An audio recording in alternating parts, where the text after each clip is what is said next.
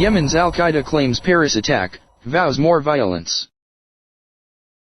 Yemen's al-Qaida branch on Wednesday confirmed it carried out last week's deadly assault on a French satirical newspaper to avenge cartoons depicting the Prophet Muhammad, as it called for unity among jihadi ranks and vowed more attacks on the West. Related stories. Al-Qaida in Yemen urges local and international jihad. Associated Press. Al-Qaida member in Yemen says group directed Paris attack. Associated Press. Video of Paris gunman raises questions of affiliations. Associated Press. Paris attack rallies Islamic extremists, may boost support. Associated Press. Slain editor of French newspaper had been on hit list of Al-Qaeda's Yemeni affiliate Yahoo News. In an 11-minute video posted on the group's Twitter account, Nasr al-Ansi, a top commander of Al-Qaeda in the Arabian Peninsula, said the attack on the office of the Charlie Hebdo weekly in which 2 gunmen massacred 12 people was in revenge for the Prophet.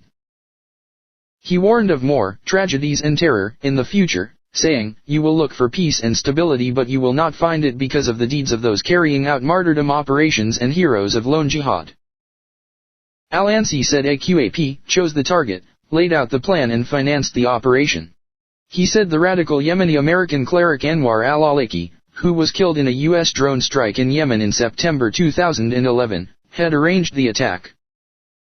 If confirmed, that would mean the Paris attack was years in the making. But al-Ansi produced no evidence to support his claims, leaving lingering questions over the exact relationship between the attackers and the militant group's leadership in Yemen. An AQAP member told the Associated Press Friday that the group was responsible, but the video contained the first official claim. View gallery still image of a leader of the Yemeni branch of al-NBSP, and Help. Nasser bin Ali al-Ansi, a leader of the Yemeni branch of al-Qaeda, AQAP, speaks as an image of brought. The statement emerged as Charlie Hebdo defiantly released a new issue with a caricature of the Prophet on the cover, with copies selling out before dawn across Paris. The assault on the magazine was the first successful operation by AQAP outside of Yemen, and came after a number of failed attacks on the U.S., which views the Yemeni affiliate as al-Qaeda's most dangerous franchise. Al-Ansi said orders came from al-Qaeda's top leader Ayman al-Zawahiri, Osama bin Laden's successor. The attack on the weekly was the beginning of 3 days of terror in France that saw 17 people killed before 3 Islamic extremists were gunned down by security forces. Brothers said and Sharif Kawaki, who carried out the attack on the paper, were heroes, al-Ansi said. "Congratulations to you, the Nation of Islam, for this revenge that has soothed our pain," he said. View gallery Paris shooting, Charlie Hebdo office attacked. An injured person is evacuated outside the French satirical newspaper Charlie Hebdo's office, in PAR. He made no claim to a subsequent attack on a kosher grocery store by a friend of the Kawakis, Amdi Koulibaly, who killed a French policewoman on Thursday and 4 hostages on Friday.